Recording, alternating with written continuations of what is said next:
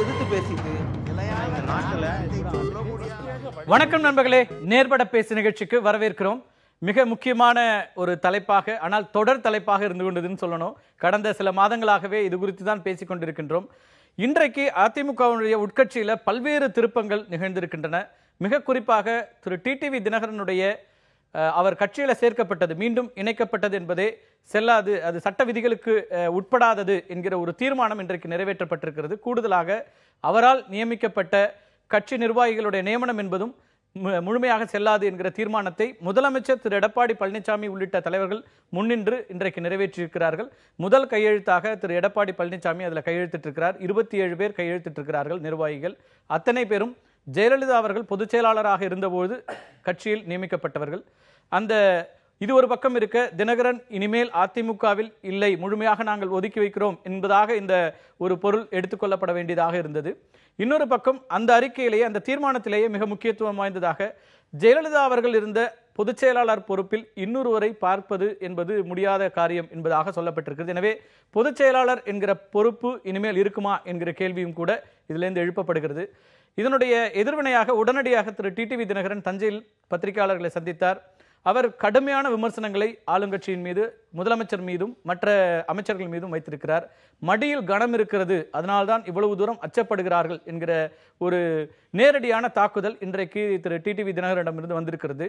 கடந்த வாரங்களில் 4ஆம் தேதி அவர் இங்கே பத்திரிகையாளர்கள் சந்தித்ததை தொடர்ந்து பல இடங்களில் திரு டிடிவி தினகரனிடம் ஆட்சியை பற்றிய கேள்விகள் எழுப்பப்பட்ட போதெல்லாம் நான் என்னுடைய பொதுக்கூட்டத்தில் இது குறித்து பேசுகிறேன் என்று அதை தள்ளி போட்டுக்கொண்டே வந்தார். அந்த விமர்சனத்தை இன்றைக்கு நேரடியாக திரு எடப்பாடி பழனிசாமி மீது ஒரு கடும் விமர்சனத்தை முன்வைத்திருக்கிறார். மற்ற அமைச்சர்கள் மீது முன்வைத்திருக்கிறார். இது தேர்தல் ஆணையத்தில் நாங்கள் சென்றால் அமைச்சரவையே நீடிக்க முடியாது என்பதாக ஒரு கருத்தையும் பதிவு செய்கிறார். இன்னொரு பக்கம் தேவைப்பட்டால் அறுவை சிகிச்சைக்கும் நான் தயாராக இருக்கிறேன் என்கிறார். எனவே இரண்டு பக்கம், இது ஒரு பக்கம் இருக்க, மூன்றாவதாக திரு ஓ பன்னீர்செல்வம் இது முழுமையாக அவர்கள் இதுல இன்னும் உடன்பட்டு வரவில்லை, இன்னும் பொறுத்திருந்து பார்க்கப்பட வேண்டியிருக்கிறது என்பதாக ஒரு கருத்தை சொல்கிறார். இன்றைக்கு முதலமைச்சரும் முன்னாள் முதலமைச்சரும் டெல்லி சென்றிருக்கிறார்கள். டெல்லியிலிருந்து திரும்பும் போது ஒரு முழுமையான வடிவம் கிடைத்திருக்கும் இந்த அணிகள் இணைப்பில் என்பதாக ஒரு பார்வை முன்வைக்கப்படுகிறது.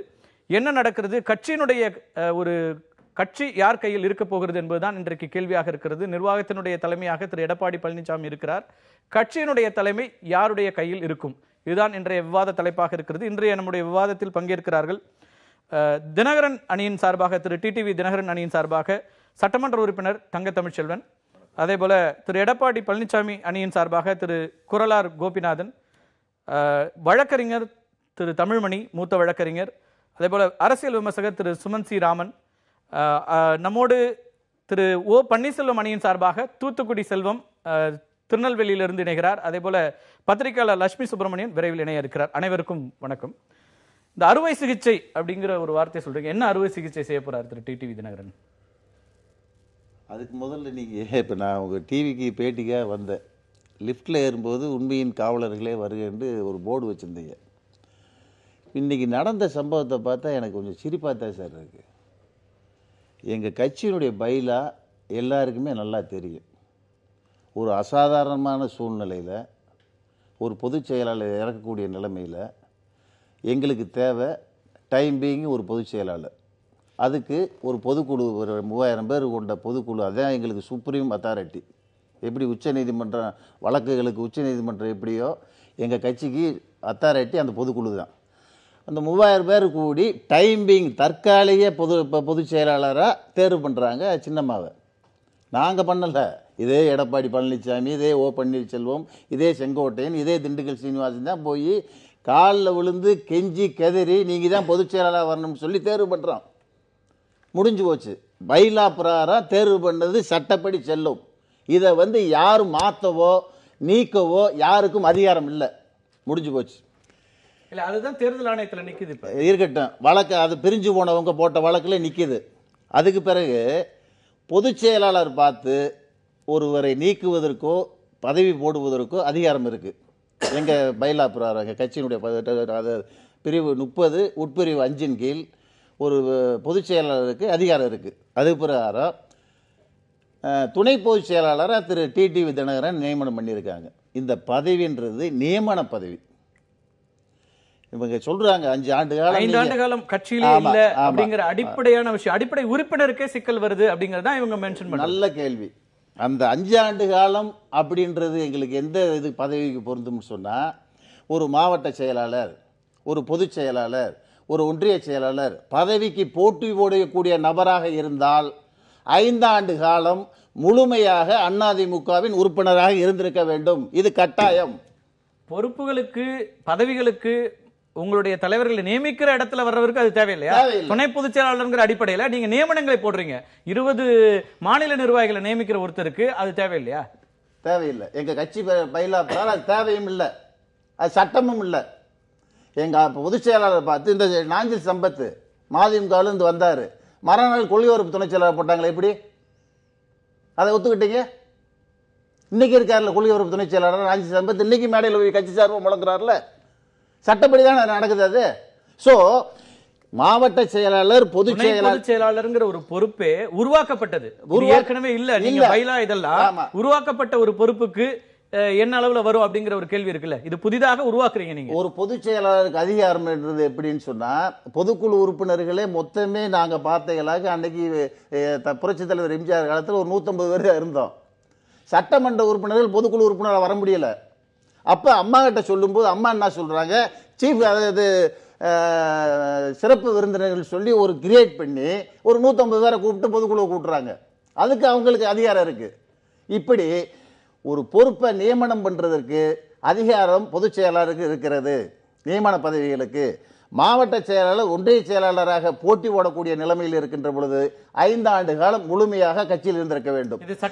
சட்டப்படி கட்சி பிரகாரம் செல்லும். அந்த வகையில் துணை பொதுச் செயலாளர் நியமனம் செய்வது 100க்கு 100 சரி.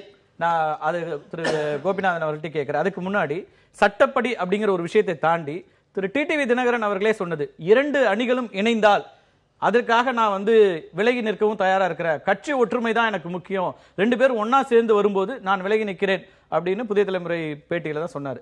இப்ப அந்த கருத்திலிருந்து மாறுபடுகிறாரா, முரண்படுகிறாரா?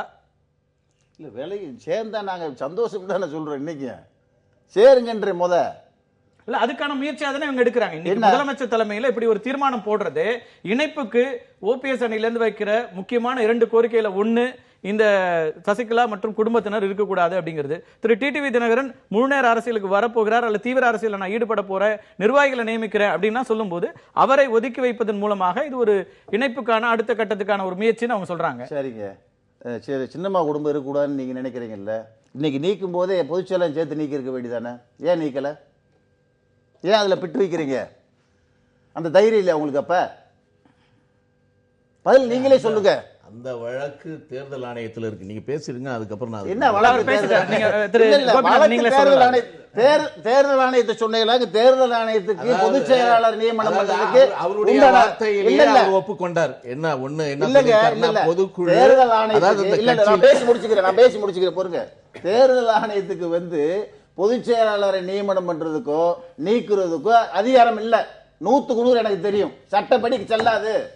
அவங்க என்ன பண்ணுவாங்க, சின்னத்தை வேண்டாம் நிப்பாட்டி வைக்கலாம். இல்லையா அணிகளை அங்கீகரிச்சிருக்காங்க. இப்பவும் அதிமுக அம்மா அணி, அதிமுக பண்ண முடியும். இல்ல, அப்படி வரும்போது நீங்க பொதுச் செயலாளரும் அங்க கேள்விக்குள்ளாக்க இருக்கு. கேள்வி ரெண்டாவது, இன்னைக்கு வரைக்கும் ஆர்டிஐ ரிப்ளை இல்ல, அவங்க என்ன சொல்றாங்க, இன்னும் முடிவெடுக்கப்படல அப்படின்றாங்க. டிஸ்பியூட் இருக்குன்னா அப்ப எதுவுமே இல்ல, அது சசிகலா அவர்களுக்கு சாதகமா இருக்குதா எதிரா இருக்குதான்ற முடிவே இல்ல.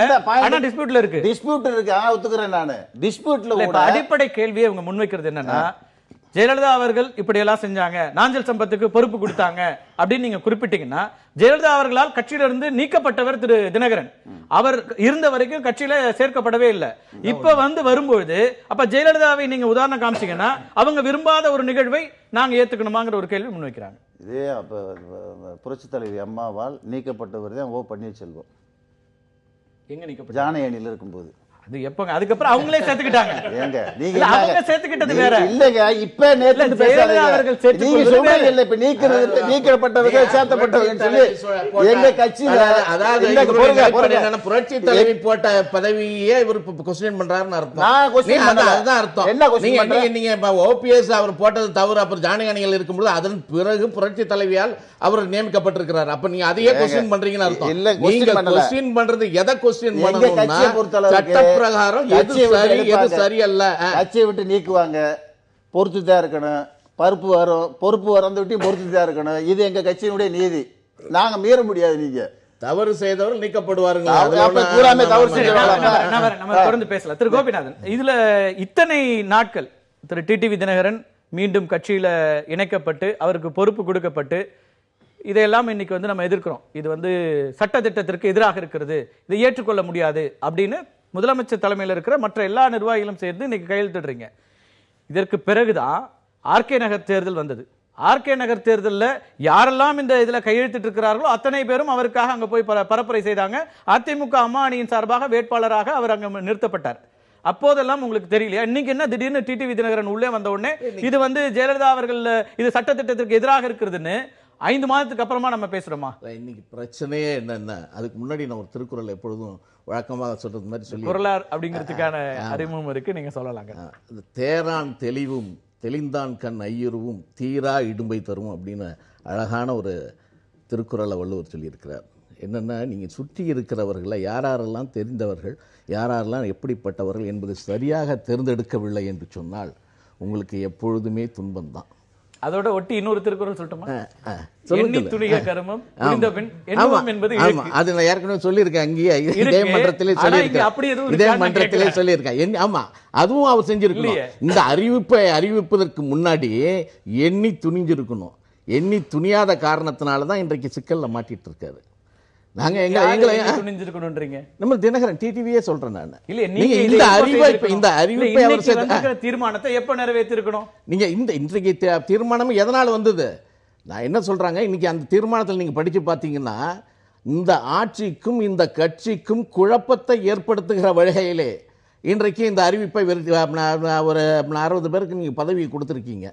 உங்களுடைய பதவியே நிரந்தரம் தானா, அது சரியானது தானா, உங்களுக்கு அந்த பதவியை வைத்துக் கொள்வதற்கு அதிகாரம் இருக்கிறதா என்பது கேள்விக்குறியாக இருக்கிற பொழுது எப்படி நீங்கள் 60 பேரை நீங்க நியமிக்கலாம் அப்படின்றது தான் கேள்வியே. இதுவரைக்கும் நாங்கள் பொறுமையாக இருந்தோம். என்னன்னா, அவர் நீங்க ஆரம்பத்திலிருந்து பார்த்தீங்கன்னா எடப்பாடி அவர்கள் மிக பொறுமையாக இருந்திருக்கிறார்கள். ஒவ்வொரு நிகழ்ச்சியும் அவர் அதிகமாக பேசுவது இல்லை. என்ன காரணம் அப்படின்னா, இந்த அவருடைய நோக்கமே இப்போ நீங்கள் சொன்னீங்கல்ல, ஒரு டிடிவி என்ன சொன்னார், 2 கட்சிகளும் இணைய வேண்டும், இந்த கட்சி சேர்ந்து விடக்கூடாது. அதிமுக என்கிற ஒரு பிரிவு இயக்கம் புரட்சி தலைவர் அவர்களால் ஆரம்பித்த இயக்கம், அரும்பாடுபட்டு புரட்சி தலைவர் அவர்களால் வளர்க்கப்பட்ட இயக்கம். இந்த இயக்கம் உடைந்து விடக்கூடாது, சிதைந்து விடக்கூடாது, இணைந்தே இருக்க வேண்டும் என்ற ஒரே காரணத்துக்காக தான் இவ்வளவு நாள் அமைதியாக இருந்தோம். இன்றைக்கு குழப்பத்தை ஏற்படுத்தியது நீங்கள். நீங்க என்ன சொல்லிருக்கீங்க, திடீர்னு இன்னைக்கு ஒரு 60 பேரை நீங்க நியமிக்கிறீங்க. அது முறையாக 60 நாட்கள் நான் நேரம் கொடுக்கிறேன் ஒதுங்கி இருந்தார். 60 நாட்கள் டைம் கொடுத்து 2 பேரும் இணையட்டும் கட்சிக்காக நான் ஒதுங்கி இருக்கேன். ஆனால் 60 நாட்களுக்குள்ள 2 அணியுமே அதுக்கான எந்த முயற்சி எடுக்கல. ஒரு பக்கம் அந்த பேச்சுவார்த்தை குழுவை நாங்க கலைச்சிட்டோம். அவர் சொல்ல முடியாதுங்க. அது ஒண்ணு. இன்னொன்னு 60 நாள் நான் கொடுக்கிறேன்றத அவர் வந்ததுக்கு அப்புறம் தான் சொல்றாரு. இன்னொன்று, நீங்க சட்டப்படி இது செல்லாது அப்படின்னு சொல்றாங்களா? சட்டப்படி நீங்க இந்த பொதுக்குழுவே அவசர பொதுக்குழு கூட்டங்க. அந்த கூட்டத்தில் ஒரு பொதுச் செயலாளரை தேர்ந்தெடுக்கிறாங்க. என்ன காரணத்துக்குன்னா, நிரந்தர பொதுச் செயலாளரை தேர்ந்தெடுக்கும் வரை இந்த கட்சி பொதுச் செயலாளர் ஒருத்தர் இல்லாமல் இருந்துவிடக் கூடாது என்பதற்காக அவசர பொதுக்குழு கூட்டத்தை கூட்டி அதில் சசிகலாவை தேர்ந்தெடுக்கிறாங்க. ஆனால் நீங்க இப்ப ஏற்கனவே சொன்னீங்க, டிடிவி அவர்கள் ஏற்கனவே இந்த கழகத்திலிருந்து நீக்கப்பட்டவர்.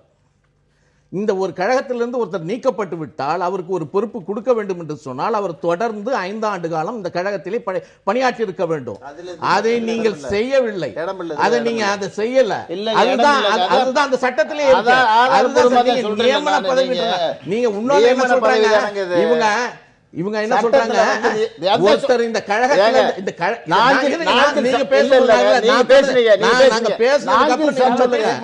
பேசினாரு நாஞ்சில் சம்பத் கட்சியில சேர்றாரு,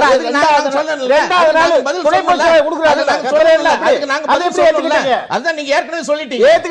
அதுக்குதான் நீங்க ஏற்கனவே சொல்லிட்டீங்க. நாஞ்சில் சம்பத் அவர்கள் வேறு கட்சியில் இருந்து இந்த கட்சியிலே வந்து இணைகிறார்.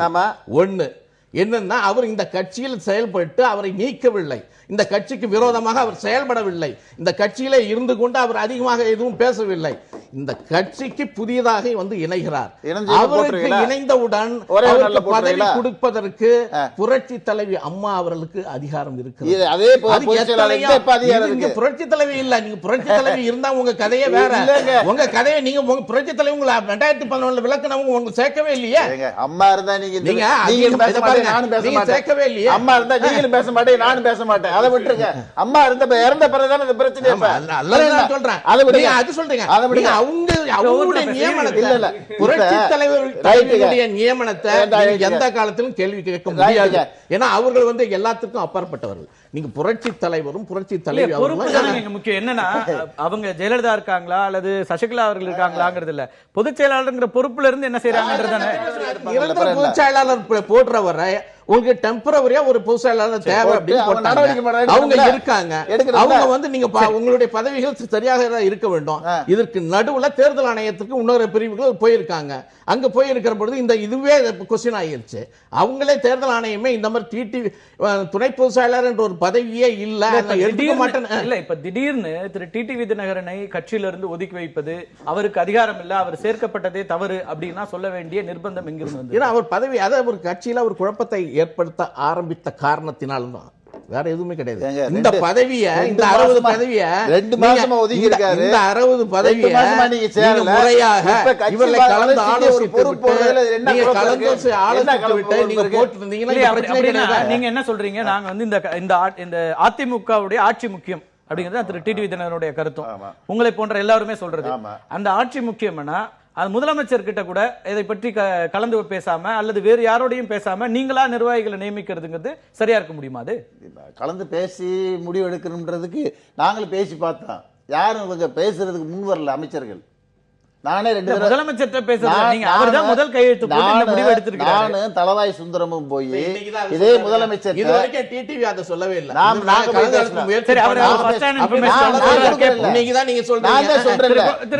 அவர் என்ன சொல்றாரு? டெல்லி சிறப்பு திரு தலவாய் சுந்தரம் போய் 2 to 3 டைம் பேசியிருக்கோம். இதே வெற்றிவேல் எம்எல்ஏ 3 தடவை பேர் போய் 3 times பேசியிருக்கேன் சிஎம் கிட்ட. அவர் என்ன சொன்னாரு? தொகுதி பிரச்சனை பேசணும்னு சொன்னதெல்லாம் இதான் பேசுனீங்க. பேசும்போது என்ன சொல்றாரு? தொகுதி பிரச்சனை பேசினா, இதையும் பேசினா, எங்களுக்கு தொகுதி பிரச்சனை ஒண்ணு இருக்குல்ல. பேசும்போது என்ன சொல்றாரு? 60 நாள் ஒதுங்கி இருக்குன்னு சொன்னாரு. ஒதுங்கி இருக்கட்டும், முடிஞ்ச பிறகு பேசி சமாதானமா போகும்ட்டாரு. முடிஞ்சு போச்சு. வரணும்ல பேச்சுக்கு, வரலையே. இப்ப என்ன சார் குற்றம்? இப்ப கட்சியில நியமன பதவிகள் போடுறதுல என்ன அவசியம் வந்திருக்கு? இப்ப புதுசா இப்ப ஏற்கனவே நிர்வாகிகள் இத்தனை பேர் இருக்கிறாங்க, புதிதாக இத்தனை பேரை நிர்வாகிகளா நியமிக்கிறதுக்கான தேவை எங்க இருந்து வருது? கட்சி வளர்ச்சிக்காக நாங்க போடுறோம். இப்ப அதுக்கு முன்னாடி கட்சி வளரலையா? ஏற்கனவே இருந்த நிர்வாகிகள்ங்க, ஏற்கனவே ஜெயலலிதா அவர்கள் இருந்த போது அமைப்பு என்னவாக இருந்ததோ அந்த அமைப்புல எத்தனை பேர் இந்த பொறுப்புகள் இருந்தாங்களோ அது அப்படியே இருக்கிறாங்க. புதிதா வர வேண்டிய தேவை என்ன இருக்குங்கிறத போட்டுட்டு டூர் ஸ்டார்ட் பண்றோம். இல்லாத பொறுப்பு இல்லாதவங்க கவலைப்பட கூடாது. டூர் ஸ்டார்ட் பண்ணும்போது ஒரு துணை பொதுச் செயலாளர் போகும்போது எனக்கு பொறுப்பு இல்லை, உனக்கு பொறுப்பு இல்லைன்னு யாரும் சொல்ற கூடாதுன்றதுனால பொறுப்புகளை போட்டுட்டு ஒவ்வொரு மாவட்டமா டூர் போறோம். ஒவ்வொரு முறை டூர் போகும்போது நம்ம வந்து அது மாதிரி பொறுப்பு போடுவோம். கட்சி நிர்வாகம் அப்படியே இருக்குது. எங்க ஏச்சில 1.5 கோடி தொண்டை இருக்காங்க. பொறுப்புகள் கொடுக்கலன்னா நாங்க உங்களோட வரமாட்டோங்கிற அளவுக்கு நிர்பந்தங்கள் இருக்கு. பலவீனமா நீங்க இருக்கீங்கன்னு அர்த்தமாதா? பெரிய கட்சி சார், 1.5 கோடி தொண்டர் சார். பொறுப்பு போட்டு சரி பேசலாம். அந்த 1.5 கோடி தொண்டர்கள் இப்ப எத்தனை அணியா இருக்காங்க? எத்தனை ஒரு அணி கிடையாது. நாங்க அண்ணாதிமுக ஒரே அணியில தான் இருக்கு. இப்ப அது ஒவ்வொருத்தரும் அப்படியே தான் சொல்லுங்க. ஆமா சுமந்த் குறிப்பிட்ட அதாவது இன்னைக்கு வந்த அந்த ரெசல்யூஷனை பாத்தீங்கன்னா ஒரு விஷயம், அதாவது அவங்க வந்து செல்வி ஜெயலலிதா மறைந்த போது இருக்கிற ஸ்டேட்டஸ் குவோ திருப்பி கொண்டு வர வேண்டும் அப்படின்னு தெரிவித்தால் அதுல இம்ப்ளிசிட் அட்மிஷன் திரு ஓபிஎஸும் திரு மதுசூதனும் அவங்களுடைய பதவியை மீண்டும் பெற்றுக்கொள்கிறார்கள். அது வெளிப்படையா அதை சொல்லல அப்படிங்கறதே தவிர அப்படின்னா சசிகலாவுடைய பொறுப்பும் இல்லங்கிற மாதிரி வரும். அதுதான் பழையபடி வருதுன்னா பழையபடி, அதாவது செல்வி ஜெயலலிதா மறைந்த அன்று என்ன நிலைமை இருந்ததோ அந்த நிலைமை தான் தொடரும் அப்படிங்கிற ரீதியாக இருந்ததுன்னா ஃபர்ஸ்ட் அண்டர்ஸ்டாண்டிங் வந்து இதுதான். திரு ஓபிஎஸ்க்கும் திரு மதுசூதனுக்கும் அந்த பழைய பதவிகள் இருக்கின்றன அப்படிங்கிற அடிப்படை. ரெண்டாவது நீங்க பாத்தீங்கன்னா அந்த இதுல வந்து திரு திண்டுக்கல் சீனிவாசனும் திரு செங்கோட்டையனும் கையெழுத்து அந்த இதுல போடல. சோ இல்ல இவங்க 2 பேர் பர்டிகுலரா பிகாஸ் அவங்களுடைய அப்பாயின்மெண்ட் வந்து அவங்க கையெழுத்து போடல. மூணாவது மிக முக்கியமா இவங்க இவ்வளவு ஸ்டெப் எடுத்திருக்கிறது, திரு தங்கத்தமிழ்ச்செல்வன் சொல்றதுல ஒரு பாயிண்ட் இருக்கு. இவ்வளவு நடவடிக்கை எடுத்திருக்கிறாங்க. திரு தினகரன் வந்து அவர் துணை பொதுச் செயலாளர் செல்லாதுங்கிற ரீதியாக பேசும் பொழுது அடுத்த கட்ட நடவடிக்கை, ஏன்னா இது வந்து ஒரு லீகல் டாக்குமெண்ட் கிடையாது, இது வந்து ஒரு ரெசல்யூஷன் இவங்க பாஸ் பண்ணிருக்காங்க. இது சப்ஜெக்ட் டு லா. நாளைக்கு வந்து இது தேர்தல் ஆணையம் இவங்க இந்த ரெசல்யூஷனை ஏத்துக்கலாம், ஏத்துக்காம போகலாம். இல்ல அவங்க அதே ரெசல்யூஷன்ல பொதுச் செயலாளரை பத்தி குறிப்பிடும் போது அவங்க வந்து என்ன சொல்றாங்க, மேட்டர் வந்து எலெக்ஷன் கமிஷன் ஹியரிங்ல இருக்குங்கிறாங்க. இப்ப இந்த மேட்டர் வந்து எலெக்ஷன் கமிஷன் ஹியரிங் இருக்குங்கிறது எல்லாருக்கும் தெரிந்த விஷயம். ஆனால் அவரையும் இந்த நீக்கிற அந்த செயல்ல அவரும் உள்ள இருக்காரா இல்லையா அப்படிங்கறத வந்து அவங்க கிளாரிஃபை பண்ணாம விட்டது வந்து நிச்சயமா வந்து அவங்க ஒரு ஸ்டெப் எடுத்துட்டாங்க. அந்த கடைசி ஸ்டெப் இல்ல நீங்க வந்து என்னென்ன கிளாரிஃபை பண்ணா, அதாவது நிரந்தர பொதுச் செயலாளர் நியமிக்கும் வரை, தேர்ந்தெடுக்கும் வரை இவர் ஒரு பொதுச் செயலாளராக இருக்க வேண்டும் என்பதற்காகத்தான் சசிகலாவை தேர்ந்தெடுத்திருக்கிறோம்.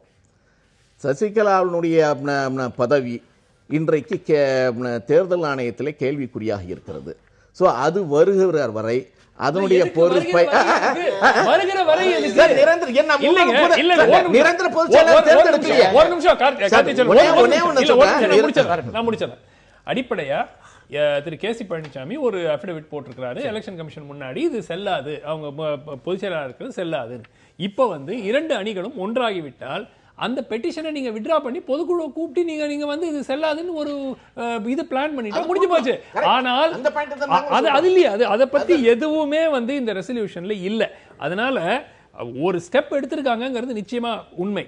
ஆனால் அந்த ஃபைனல் ஸ்டெப், அதாவது திருமதி சசிகலா இருக்கும் நீங்க நினைக்கிறீங்க, நேரடியாக சசிகலா குறித்து எந்த விஷயமும் இந்த தீர்மானத்துல இல்ல, தீர்மானத்துல மறைமுகமா சொல்லியிருக்காங்களே தவிர நேரடியாக அவர்களை கட்சி, அதாவது அவர்களுடைய இது எங்களை பொறுத்த வரைக்கும் செல்லாதுங்கிற வேர்டிங் வரல. அது ஏன் வரலைங்கிறது ஒரு கேள்விக்குறி. ரெண்டாவது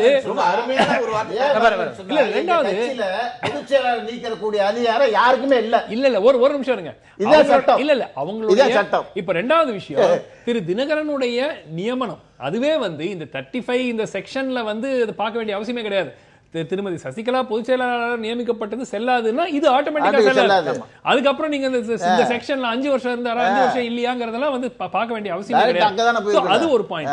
ரெண்டாவது, இன்னைக்கு திரு தினகரன் அவருடைய பிரஸ் மீட்ல அவர் சொன்ன ஒரு பாயிண்ட்ல வந்து ஒரு முரண்பாடு இருக்கு. அவர் என்ன சொன்னாரு, அனைத்து இந்திய அண்ணா திராவிட முன்னேற்ற கழகத்தினுடைய லெட்டர்ல கொடுத்திருக்காங்க, அது வந்து தேர்தல் ஆணையத்துக்கு அதுவே வந்து ஒரு முரண்பாடான விஷயம். ஆனால் திரு தினகரன் தலைமையில் இவர்களெல்லாம் ஏற்றுக்கொண்டு அவர் தலைமையில் இயங்கிய இயக்கத்துல பேங்க் அக்கவுண்ட் எந்த பேர்ல இருந்தது? அஇஅதிமுக அம்மா அக்கவுண்டும் கிடையாது. அஇஅதிமுக அக்கவுண்ட் தான் வந்து திண்டுக்கல் சீனிவாசன் அவர்கள் ஆபரேட் பண்ணிட்டு இருந்தார். ஒரு அக்கவுண்ட் வந்து இப்போ ஆபரேட் பண்ணிட்டு இருக்கிறார். சோ அது வந்து ஒரு கிளியர் கட் முரண்பாடு. அப்ப என்னன்னா திரு தினகரன் என்ன பண்ணிருக்கணும், முதலே வந்து எழுதி இந்த பேங்க் அக்கவுண்ட் திரு திண்டுக்கல் சீனிவாசன் எப்படி ஆபரேட் பண்றாருன்னு கேட்டிருக்கணும் இல்லையா? கேட்கலையே. ரைட், நம்ம தொடர்ந்து பேசலாம். நிறைய கேள்விகள் இருக்கிறது. இல்ல இன்னும் திரு ஓபிஎஸ் அணியிலையும் அவருடைய கருத்தையும் கேட்க வேண்டியிருக்கு. இது சட்ட ரீதியா என்னெல்லாம் சிக்கல்கள் இருக்கும், எது நிக்க முடியும் அப்படிங்கிறதையும் திரு தமிழ்மணி அவர்களிடம் கேட்கலாம். ஒரு சிறிய இடைவேளைக்கு பிறகு நேர்பட பேசி தொடரும். அதிமுகவினுடைய தலைமை கட்சி பொறுப்பு என்பது யார் கையில் இருக்கும் என்பது குறித்து பேசிக் கொண்டிருக்கிறோம். இந்த அமர்வில் திரு ஓ பன்னீர்செல்வம் அணியின் சார்பாக செல்வம் இணைந்திருக்கிறார். தூத்துக்குடியிலிருந்து செல்வம், உங்களோட பார்வையில் இப்போ உங்களுக்கான இந்த அணிகள் இணைப்புக்காகவே இந்த முயற்சிகள் நடப்பதாக தெரிகிறது. இந்த அணிகள் இணைப்புக்கான இந்த முயற்சியில திரு ஓ பன்னீர்செல்வம் இன்னும் வெளிப்படையா வரல அப்படிங்கிற பார்வை முன்வைக்கப்படுகிறது. என்னதான் உங்களுக்கு சிக்கல்? இப்போ தினகரனை ஒதுக்கி வைக்கிறோம்னு இன்னைக்கு வந்து தீர்மானமே நிறைவேற்றிட்டாங்க. ஆனாலும் வெளிப்படையாக அதை வரவேற்கவோ அல்லது அணிகள் இணைப்புக்கான அடுத்த கட்ட நகர்வு என்பதாகவோ நீங்க இன்னும் கருத்து சொல்லல. இதுல என்ன விஷயம்னா, ஹலோ பேசுங்க, கேக்குது, நீங்க தொடர்ந்து பேசலாம். ஹலோ அதாவதுண்ணே, அதிமுக அம்மா அணி இரண்டாக பிளவுபட்டிருக்கிறது. இதில் அவங்க இணைப்பு அதெல்லாம் அது 2வது கட்டம். இப்போ எங்களை பொறுத்தவரையில் அதிமுக அம்மா அணி இரண்டாக பிளவுபட்டு, ஒன்று திரு எடப்பாடி பழனிசாமி அவர்கள் தலைமையிலும், இன்னொன்று திரு டிடிவி தினகரன் அவருடைய தலைமையிலும் இயங்கிட்டு இருந்தாங்க. இன்றைக்கு அவருடைய பிளவு உச்சக்கட்டத்திற்கு போயிருக்கிறது. இதில் நாங்கள் வெறும் பார்வையாளர்கள் தான், நாங்கள் பங்கெடுப்பாளர்கள் இல்லை. எங்களை பொறுத்தவரையில் திரு எடப்பாடி பழனிசாமி அவர்களுக்கு முழுமையிலே உண்மையான அக்கறை, இந்த இணைப்பின் மீது அக்கறை இருந்திருக்குமானால் என்ன செஞ்சிருக்கணும்? அந்த தீர்மானம் போடும்போதே திருமதி சசிகலா பொதுச் செயலாளராகவும் திரு டிடிவி தினகரன் துணை பொதுச் செயலாளராகவும் நாங்கள் அங்கீகரித்து தேர்தல் ஆணையத்திற்கு வழங்கிய அந்த அபிடவேட் உறுதிமொழி பத்திரத்தை நாங்கள் திரும்ப பெறப்போகிறோம். ஆகையால் திருமதி சசிகலாவுடைய தற்காலிக நியமனமும் செல்லாது. அதை முறைப்படி நாங்கள் பொதுக்குழுவை விரைவிலே கூட்டி நாங்கள் முறைப்படி பொதுக்குழுவின் மூலமாக திருமதி சசிகலாவினுடைய தற்காலிக நியமனத்தை நாங்கள் நீக்குவோம், தள்ளுபடி செய்வோம், அந்த நியமனத்தை செல்லாது என்று அறிவிப்போம்னு சொல்லியிருக்கணும். அது சொல்லலை. இன்னொன்று என்னன்னு கேட்டீங்கன்னா, மிக சாமர்த்தியமாக இன்றைய அவர்களால் திரு டிடிவி தினகரனாலும் திருமதி சசிகலா அவர்களாலும் நியமிக்கப்பட்ட அவைத்தலைவர் திரு செங்கோட்டையனும் அந்த அவர்களால் நியமிக்கப்பட்ட திண்டுக்கல் சீனிவாசனும் சாமர்த்தியமா கையெழுத்து போடல. இது என்ன நியாயம் அப்படின்னா, ஏற்கனவே மாண்புமிகு புரட்சி தலைவி அம்மாவினுடைய காலத்திலே இருக்கிற நிர்வாகிகள் அப்படியே தொடர வேண்டும் என்று சொன்னால் என்ன செஞ்சிருக்கணும்?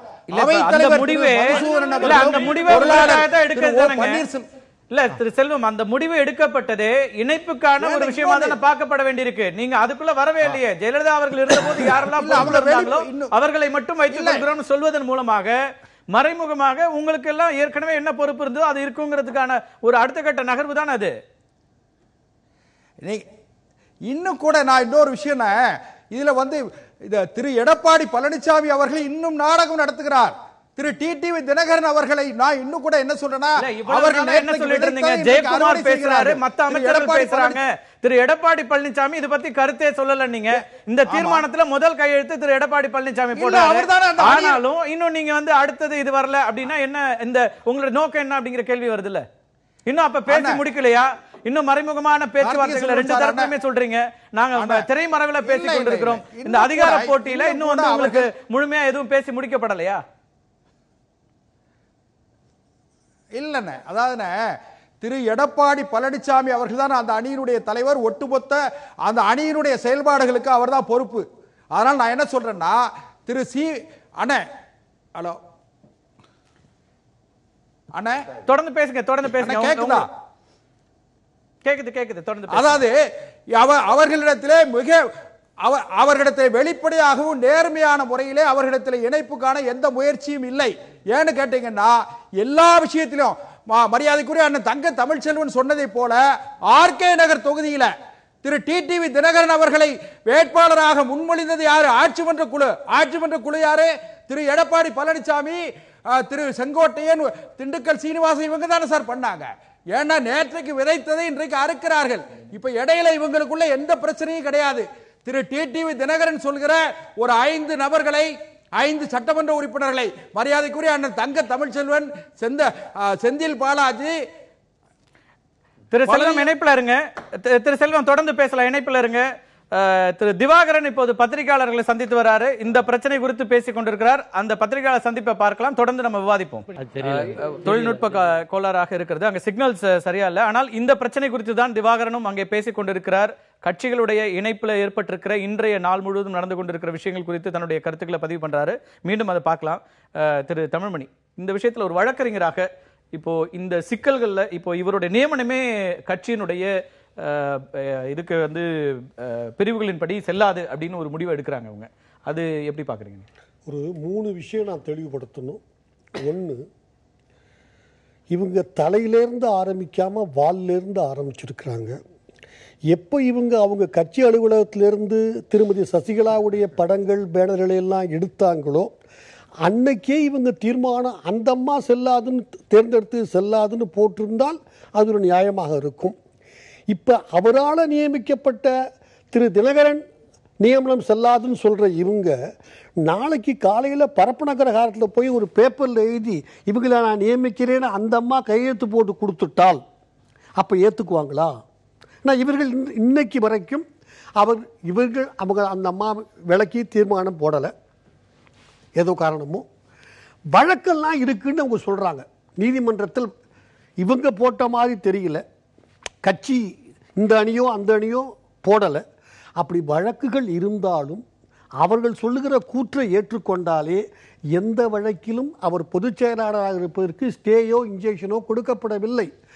எனவே அவர்கள் சுட்டிக்காட்டுகிற வழக்கின் போக்கிலேயே சொன்னால் அவர்தான் இன்று வரை பொதுச் செயலாளர்.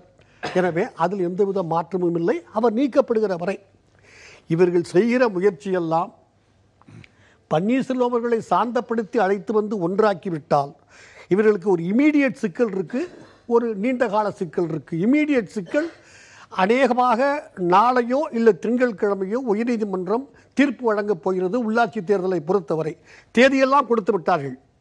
எத்தனை நாட்கள் வேண்டும், 50 நாட்கள் வேண்டும், எப்போது ஆரம்பிக்கும், எப்போது வேட்பாளர் தேர்வு, எப்போது ஃபைனல் கிட்டத்தட்ட தயாராகிவிட்டார்கள், சொல்லிவிட்டார்கள். ஒருவேளை கொஞ்சம் லேட்டாக வரலாம், ஆனால் வாசல் வரை வந்துவிட்டது, கதவை தட்ட போகிறது என்பவர்களுக்கு தெரியும். சின்னம் இவர்கள்கிட்ட இல்லாமல், கட்சியினுடைய ஒரிஜினல் பெயரும் யாரிடமும் இல்லாமல் காப்பாற்றக்கூடிய எதிர்கொள்றதுல சிக்கல் வரும். அதனால் இவர்கள் 2 பேரும், இந்த 2 தரப்பினர் தான் எலெக்ஷன் கமிஷன்ல இருக்கிறாங்க, அவங்க கிடையாது. நாங்கள் எங்களுக்குள் பேசி முடித்துக் கொண்டு விட்டோம் என்று சொல்லிவிட்டால் எலெக்ஷன் கமிஷன் எதுக்குள்ளேயும் போகாது. யாரு பொதுச் செயலாளர்னு போகாது, யாரு துணை செயலாளர், எப்பா சந்தோஷம்டா போயிட்டு வாடா, முடிஞ்சு போச்சு. அதனால் ஒரு இமீடியட் சிக்கல் அது. அதை தீர்ப்பதற்காக ஒரு கிளவர் ஸ்ட்ராட்டஜி. நல்லதா இல்லையா சார், ஒரு நிமிஷம் சார், நான் முடிச்சிடுறேன் சார். சார் ப்ளீஸ், நான் முடிச்சிடுறேன். நல்லது கிட்டது நீங்க பேசுங்க சார். பேசுங்க சார். நம்ம ஒரு நிமிஷம் அந்த நேர்காணலை பார்த்துட்டு வந்துடலாமா? பத்திரிகையாளர் சந்திப்புல திரு திவாகரன் பேசிக் கொண்டிருக்கிறார், அதை பார்க்கலாம். தெளிவா கொண்டு போறதுக்கான முயற்சிகள் எடுத்திருக்கோம். என்னோட ஆதரவு எல்லாருமே என்கிட்ட வந்தவங்க எல்லாம் அண்ணன் எடப்பாடி தான் சீஃப் மினிஸ்டர், அவர்கிட்ட போங்கன்னு சொல்லி நான் நிறையா கட்டங்களில் அவங்கள்ட்ட அனுப்பியிருக்கேன் எல்லாரையும்.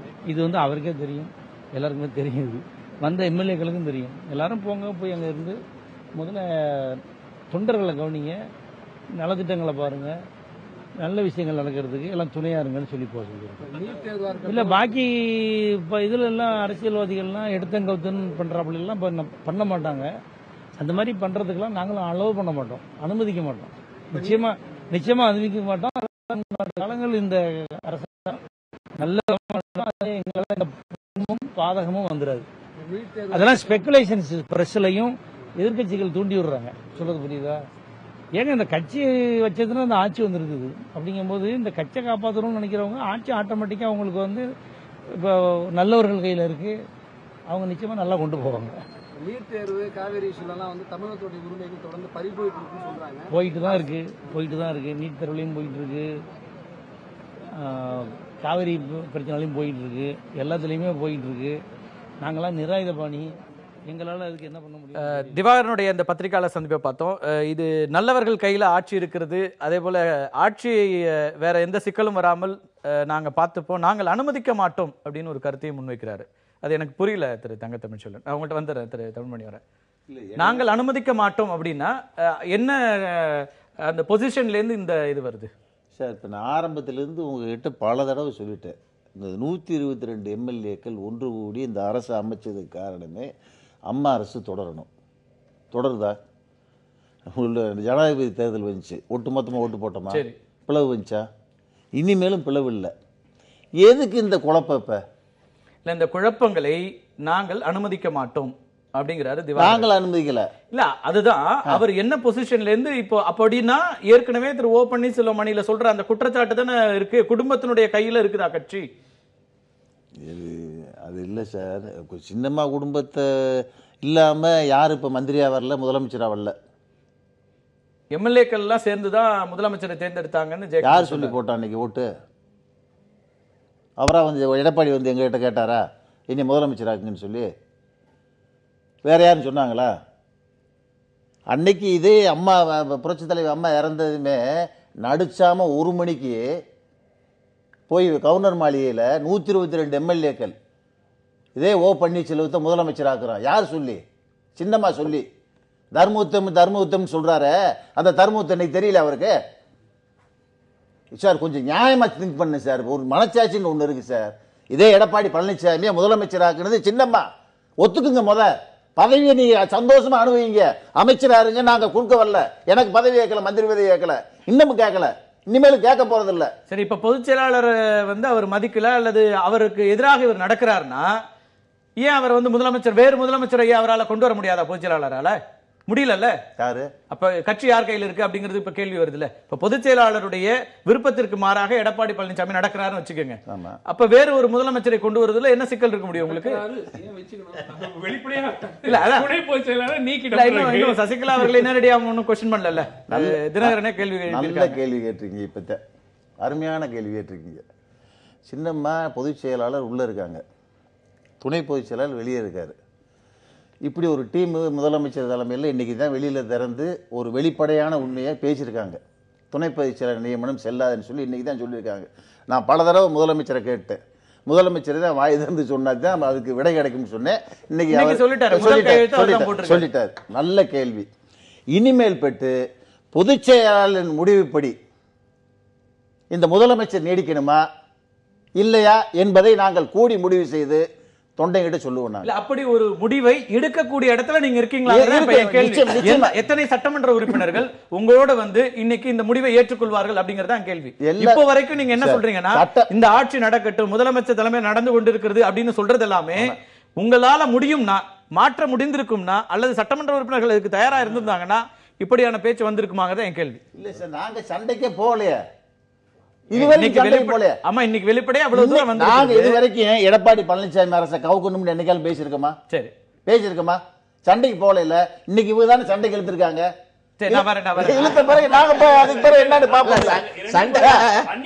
போன வாரமே 4 ஆண்டுகள் இந்த அரசு நீடிக்குமான்னு கேட்ட கேள்விக்கு அவர் திரு தினகரன் என்ன சொன்னது? அம்மா வழியில் ஆட்சி தொடர்ந்தால் அது நீடிக்கும் ஒரு கண்டிஷன், ஒரு கொக்கி போட்டுதான் சொன்னார். உறுதியாக நாங்க எந்த விதமான ஒரு ஆபத்தும் இந்த அரசு கொடுக்க மாட்டோங்கிறது அவர் யாருமே சொல்லல. இன்னைக்கும் ஒரு கேவியட் போட்டுதான் வச்சிருக்காரு. மிக முக்கியமாக மெயின் ஐட்டம் என்னன்னா, சட்டமன்ற உறுப்பினர்கள் இந்த பக்கம் இருந்தாங்க. திரு தினகரனிடம் சட்டமன்ற உறுப்பினர்கள் தேவையான எண்ணிக்கையில் இருந்தால் நிச்சயமாக முதல்ல அவர் ஜனாதிபதி தேர்தலுக்கும் துணை ஜனாதிபதி தேர்தலுக்கும் வாலண்டியரா சொல்ல வேண்டிய ஒரு அவசியமே அவரிடம் இல்லை. ஏன்னா அது அதுக்கப்புறம் மத்திய அரசுக்கும் மாநில அரசுக்கும் நல்ல உறவு, ஏதோ ஒரு சாக்கு சொல்ல வேண்டிய ஒரு சூழல் ஏற்பட்டது. ஆனால் அடிப்படையாக நம்பர்ஸ் இன்றைய சிச்சுவேஷன்ல அரசுக்கு ஆபத்து கொடுக்கும் அளவிற்கு எண்ணிக்கை இல்லை அப்படிங்கிறது. ஏனெனில் திரு ஓபிஎஸ் ஏற்கனவே ஒரு கேரண்டி கொடுத்திருக்காரு, அரசு எங்களால் கவிடாதுன்னு. சோ 17 எம்எல்ஏக்கள் இருந்தால் தான் திரு தினகரன். நீங்க எப்படி பாக்குறீங்க? ஒரு த்ரெட் இந்த அரசாங்கத்துக்கு இருக்கு அல்லது திரு தினகரன் அணியினால ஒரு முதலமைச்சருக்கு நிர்வாக ரீதியா ஒரு அழுத்தத்தை கொடுத்துட முடியும் அப்படின்னு நினைக்கிறீங்களா? இல்ல, தினகரன் அணியினால் இப்போது நிர்வாக ரீதியாக ஒரு அழுத்தத்தை கொடுக்க முடியாது. ஏன்னா நம்பர்ஸ் கிடையாது, இன்னைக்கு நம்பர்ஸ் கிடையாது. ஆனால் இந்த குழப்பம் தொடர்ந்து நீடிக்கும். இந்த குழப்பத்தினால் ஆட்சிக்கு கட்டாயம் பாதிப்பு ஏற்படும். அந்த யூனிட்டி ரொம்ப நாளைக்கு இருக்காது சார். ரொம்ப நாளைக்கு இருக்கிறதுக்கான வாய்ப்புகள் இல்ல கார்த்திக். ஏன்னா அதிமுகவில் இருக்கக்கூடியவர்கள் அன்னைக்கு ஜெயலலிதாங்கிற ஒரு மிகப்பெரிய ஆளுமை எல்லாரையும் கட்டுப்படுத்தி வைத்திருந்தது. இன்றைக்கு அந்த ஆளுமை இல்லை அப்படிங்கிறதுனால எல்லாருமே ஒரு பவர் சென்டரா இருக்காங்க. இன்னைக்கு பதவிகள் மட்டுமே ஒவ்வொருவரையும் ஒவ்வொரு இடத்தில் ஒட்டி கொண்டிருக்க வைத்திருக்கிறது. அந்த பதவி இல்லை அப்படிங்கும் போது இந்த மர்ஜர் இருந்தாலும் அது ரொம்ப நாளைக்கு நீடிக்காது. இன்னைக்கு இருக்கக்கூடிய யாருமே எந்த சட்டமன்ற உறுப்பினரும் இன்னொரு தேர்தலுக்கு உடனடியா தயாரா இருக்காங்களாங்கிறதும் ஒரு கேள்வி அங்க. ஆமா, இன்றைக்கு சட்டமன்ற உறுப்பினர்கள் யாருமே அடுத்த இமீடியட்டா எதிர்க்கட்சி சட்டமன்ற உறுப்பினர்களுமே கூட இப்போ இன்னொரு தேர்தலை சந்திக்க யாருமே தயாராக இல்லை. எதுவும் நடக்கலாம், எதுவும் நடக்கலாம் இன்னைக்குள்ள காலகட்டத்தில். அது உண்மைதான். இன்னைக்கு எம்எல்ஏஸ் யாருமே ஒரு எலெக்ஷனை எதிர்பார்த்து இருக்கல. ஆனால் எல்லாருக்கும் பதவி ஆசைகள் எல்லோருக்குமே இருக்கு. அந்த பதவி ஆசையை தொடர்ந்து ஒருத்தருமே இன்னைக்கு பன்னீர்செல்வம் அணியில் இருக்கக்கூடியவர்களாக இருக்கட்டும், இல்ல முதலமைச்சர் பழனிசாமி அணியில் இருக்கக்கூடியவர்களாக இருக்கட்டும், அல்லது தினகரன் அணியில் இருக்கக்கூடியவர்களாக இருக்கட்டும், இன்னைக்கு வந்து இந்த 64 பேர் பட்டியலை கொடுத்ததுக்கான காரணமே அதான். ஒருத்தருக்கு கட்சியில ஒரு பதவி, ஏடிஎம்கேல ஒரு பதவி கிடைக்கிறதுங்கிறது ஒரு மிகப்பெரிய அரிதான ஒரு விஷயம். அப்படி இருக்கும்போது அந்த பதவி கொடுத்தால் மட்டும்தான் அடுத்த கட்டத்துக்கு நம்மளால கட்சியை நகர்த்திக்கிட்டு போக முடியுங்கிறது தான் அவருடைய எண்ணமாக அன்னைக்கு இருந்திருக்கு. இன்னைக்கு வந்து தினகரன் அவர்களை அதாவது இன்றைக்கு வந்த இந்த ரெசல்யூஷனை வந்து நான் எப்படி பார்க்கறேன்னா, அதாவது கிளிப்பிங் த விங்ஸ் நம்ம வந்து சொல்லுவோம். அதாவது இன்னைக்கு இது வந்து நாளைக்கு ரொம்ப விரைவா சசிகலா அவர்களை நோக்கி இது வந்து செல்ல முடியும். அதற்கான ஒரு ப்ரிலூடு தான் இது. அடுத்தது பொதுச் செயலாளரும் அவங்களுக்கு அகெயின்ஸ்டாவும் ஒரு ரெசல்யூஷன் ரொம்ப சீக்கிரமே வரலாம். நாளைக்கு டெல்லியில நடக்கக்கூடிய மீட்டிங்ஸ், நாளைக்கு டெல்லியில நடக்கக்கூடிய மீட்டிங்ஸ், அதுக்கு பிறகான டெல்லியில என்ன மீட்டிங் நடக்குது, ஏன் அதுல என்ன டெல்லியை மையப்படுத்திட்டே வர்றோம்? இல்ல டெல்லி ஒரு விஷயம் பொதுவான பார்வை இருக்கு. அவர் டெல்லி போயிட்டு வரும்போது வேறு மாற்றங்கள் வரும் அப்படின்றோம். அதாவது ஒரு முன்னாள் முதலமைச்சர் அவர்களுக்கு, ஒரு எம்எல்ஏவாக இருக்கக்கூடியவருக்கு ஒரு பிரதமர் வந்து இந்த அந்த 6 மாத காலத்திற்குள்ளாக 4-5 முறை சந்தித்திருப்பார். ஒரு முறையும் அந்த சந்திப்புக்கான காரணம், அதாவது வந்து நீட் தேர்வுக்காக சந்திச்சேன், இல்ல காவிரி பிரச்சனை, தமிழக பிரச்சனைகளுக்காக பார்த்ததாக, அது வந்து ஒரு மேலோட்டமான ஒரு காரணம் தான் அது. ஆனா அதுல வந்து எல்லாமே அரசியல் தான் இருந்திருக்கு. தமிழகத்தை பொறுத்த வரைக்கும் இன்னைக்கு தமிழ்நாட்டில் நடக்கக்கூடிய இந்த அரசியல் மாற்றங்கள் எல்லாத்தையும் ஆல் இண்டியா லெவல்ல நடக்கக்கூடிய விஷயங்களை பொருத்தி தான் பார்க்கணும். நிதிஷ்குமார் பீகார்ல நடந்த மாற்றங்களாகட்டும், இல்ல வெஸ்ட் பெங்கால்ல நடந்த மாற்றங்களாகட்டும், அடுத்தது தமிழகத்துல இந்த மாற்றம் இல்ல ஒரு பொட்டன்ஷியலான ஒரு லீடர் வந்து எந்த ஒரு ஸ்டேட்லயும் இருக்க முடியாது. இனி இருக்கிறதுக்கு ஒரு ரீஜனல் சாட்ராப் உருவாகிட்டா பிஜேபிக்கான ஸ்பேஸ் எங்க கிடைக்க போகுது? உட்கட்சி பிரச்சனை இல்ல, ஒருத்தர் அடிச்சுக்கிறாங்க, அதிகாரத்துக்கான மோதலாக பார்க்கப்படுது. இதுல அவங்க எங்க வர்றாங்க நம்ம பேசலாம், தொடர்ந்து பேசலாம். ஒரே ஒரு பாயிண்ட், அதாவது இந்த முதல் கட்டம் இந்த அறிவிப்பு இன்னைக்கு வந்திருக்கு. அடுத்த கட்டம் லட்சுமி அவங்க சொல்ற மாதிரி நிச்சயமாக பொதுச் செயலாளருக்கு எதிராக ஏதேனும் ஒரு நடவடிக்கை வந்துதான் ஆக வேண்டும். ஏன்னா கமிட் பண்ணிக்கிட்டாங்க. இனிமே வந்து அப்படியே உட்கார்ந்து இருக்கவும் முடியாது. சோ அந்த கமிட் பண்ணும்போது அதற்கு பிறகும் திரு ஓபிஎஸ் வந்து நாங்க பேச மாட்டோம், இணைப்பு இருக்காது அந்த ரீதியாக போனால் அவருடன் இருக்கும் சட்டமன்ற உறுப்பினர்கள் திரு எடப்பாடி பழனிசாமி அணிக்கு வருவதற்கான ரெண்டு முக்கியமான விஷயங்களை நம்ம அடுத்த கட்டத்தில் விவாதிக்க வேண்டியிருக்கு. ஒன்று, சசிகலாவையும் கட்சியிலிருந்து இதே போன்று ஒதுக்கி வைப்பதற்கான அடுத்த கட்ட நகர்வுங்கிறது உடனடியாக வரும் என்கிற ஒரு கருத்து வைக்கப்படுகிறது. இன்னொன்னு, ஆட்சிக்கும் கூட இது வந்து ஒரு அழுத்தம் வருகிறது, இது 5 ஆண்டுகள் நீடிக்கும் அப்படிங்கிறதுக்கெல்லாம் எந்த உத்தரவாதமும் இல்லை இன்றைய சூழல்ல அப்படின்னு திரு தங்க தமிழ்ச்செல்வன் சொல்றாரு. இது குறித்து பேசலாம் ஒரு சிறிய இடைவேளைக்கு பிறகு.